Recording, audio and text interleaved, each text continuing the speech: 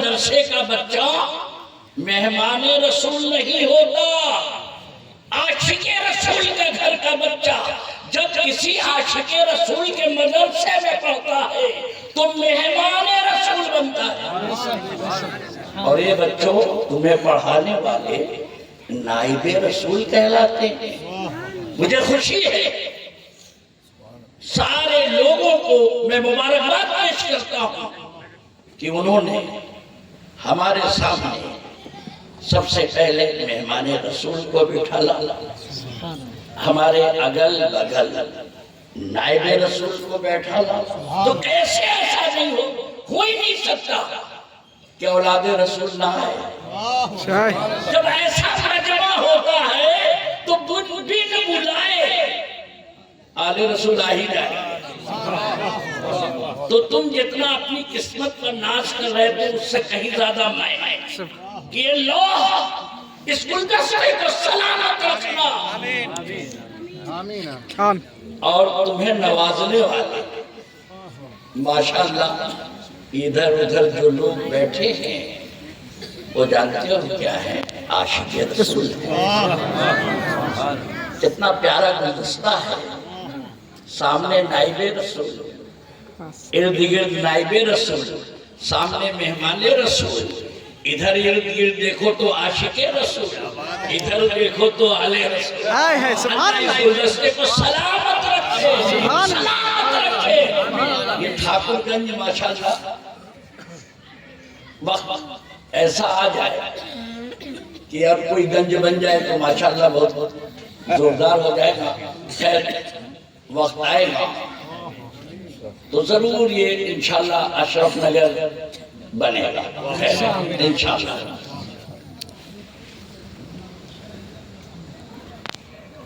اچھا یہ بتاؤ تم لوگ جو آئے بچوں یہ تنہا ہے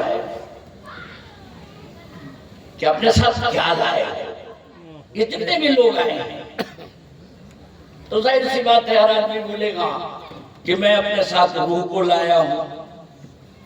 نہیں ہو، اگر روح نہ لائے ہوتے تو آپ آتے۔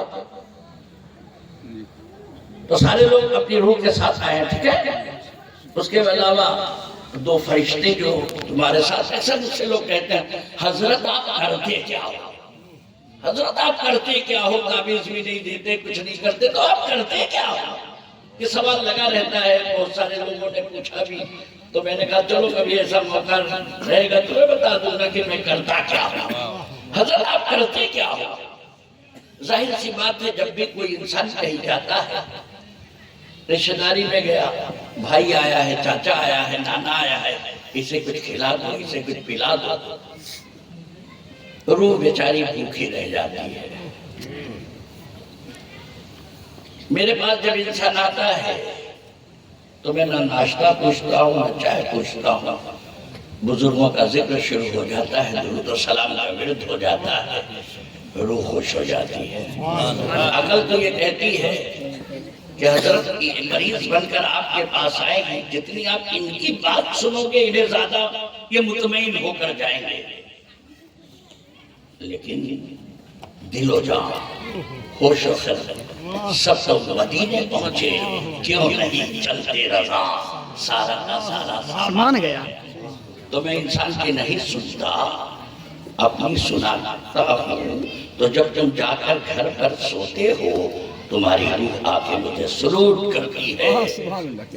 خیر ابھی وہی تو روحی کو تو غذا مل رہی تھی، جس کی غذا تو گھر میں ملتی ہے، روح کی غذا بھی۔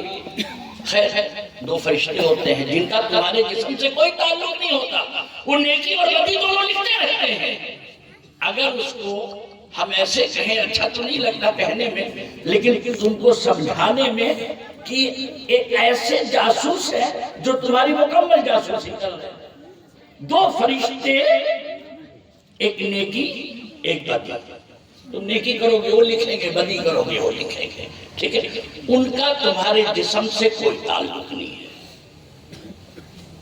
لیکن جانتے ہو ایک فرشتہ جو ہر انسان کے ساتھ ہوتا ہے، ایسے 60 فرشتے ہر انسان کے ساتھ ہوتے ہیں، لیکن سب تمہارے تابع نہیں ہو سکتے، لیکن جو ہو سکتے ہیں تو ایک پیشانی پر ایک فرشتہ ہوتا ہے جس کا کام ہوتا ہے جیسے ہی کوئی انسان درود و سلام کا ورد کرتا ہے وہ فرشتہ ترنت آقا کریم کی بارگاہ میں پیش کرتا ہے۔ میرے آقا فرماتے ہیں جو درود و سلام بھیجتا ہے میں اس کو اس کی پوری نسلوں تک کو جانتا ہوں۔ آپ یہ بتائیں کبھی کوئی تحفہ لا کر آپ کو دے ٹھاکر گنج میں کوئی آئے کہ یہ فلاں چاچا نے تمہیں بھیجا ہے، تم پہچان جاؤ گے کہ نہیں؟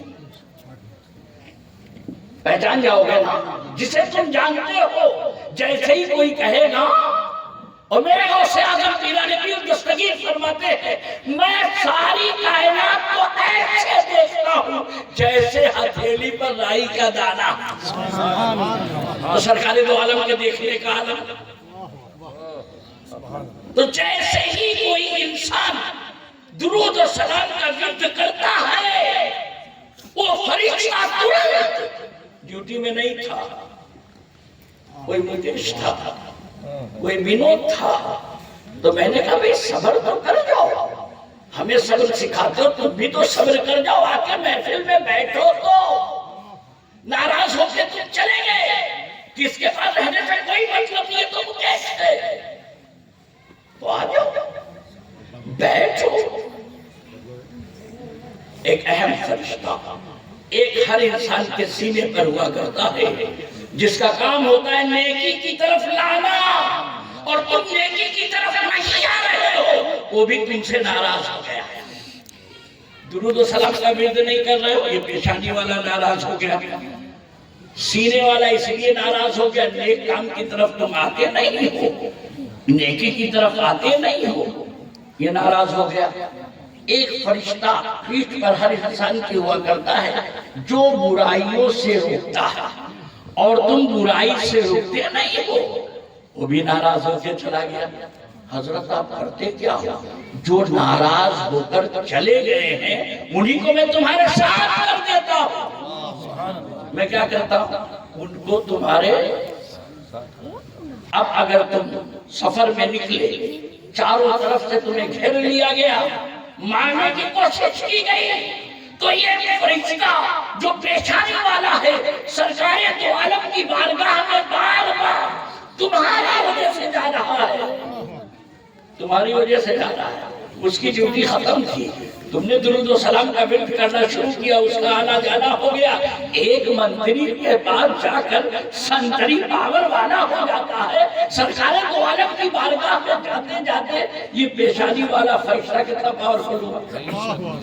اب جب تم پر کوئی مصیبت آئی، تکلیف آئی، پریشانی آئی، تو یہ سامنے والا فرشتہ ان دونوں سے کہے گا ابھی قلم رکھ، تو کسی میں جرت نہیں ہے، اللہ کے مقید فرشتے ہیں، لیکن یہ پیشانی والا فرشتہ سرکار کی بارگاہ میں آتے جاتے اتنا پاورفل ہو گیا، وہ کہہ سکتا ہے ابھی اس انسان پر مصیبت آئی ہے، ابھی قلم رکھ دو۔ آگے دو فرشتے، پیچھے ایک فرشتہ، داہنی جانب ایک فرشتہ، بائیں جانب ایک فرشتہ، کس میں دم ہے کہ تمہیں چھیڑ دے تو تم بھی کہتے نظر آؤ گے کیا دبے جس سے حمایت کا ہو انجام تیرا، شیر کو خطرے میں لاتا نہیں کتا تیرا۔ تکبیر، اللہ تکبیر، اللہ اکبر، زندہ باد، زندہ باد، زندہ باد۔ اے بچوں اپنے آپ کو پہچانتے رہنا، یہ بڑے اہم فرشتے ہیں، تم اگر چاہتے ہو یہ تمہارے ساتھ تمہاری غلامی میں آ جائے تو سرکار دو عالم کی بارگاہ میں درود و سلام بھیجتے رہو۔ اچھا یہ بتاؤ آپ سب لوگ اللہ سے محبت کرتے ہو نا؟ سبھی لوگ اللہ سے محبت کرتے ہو؟ اے اللہ سے محبت کرنے والے لوگوں کو کبھی تو سوچو کہ اللہ کی سنت کیا ہے۔ اچھا اللہ نے نماز پڑھی؟ کوئی ہے جو بتا دے اللہ نے نماز نہیں پڑھی. اچھا اللہ نے روزہ رکھا؟ اللہ نے روزہ نہیں رکھا. اللہ جسم و جسمانیات سے پاک ہے. اچھا اللہ نے حج کیا؟ اللہ نے حج نہیں کیا. اللہ جسم و جسمانیات سے پاک ہے. تو اے اللہ کے بندوں کبھی تو سوچو کہ اللہ نے کون سا عمل کیا. تو اللہ فرماتا ہے ان اللہ و ملائکتہ یصلون علی النبی یا ایھا الذین آمنوا. سب نہیں آمنوا، سب نہیں اے ایمان والو صلو علیہ وسلم تسلیما. یہ اللہ کا عمل ہے. اللہ فرماتا ہے میں، جملے کا تیور دیکھو، میں اور میرے فرشتے نبی کریم صلی اللہ علیہ وسلم پر درود و سلام بھیجتے ہیں. اے ایمان والو تم بھی بھیجو. یہ اللہ کا عمل ہے.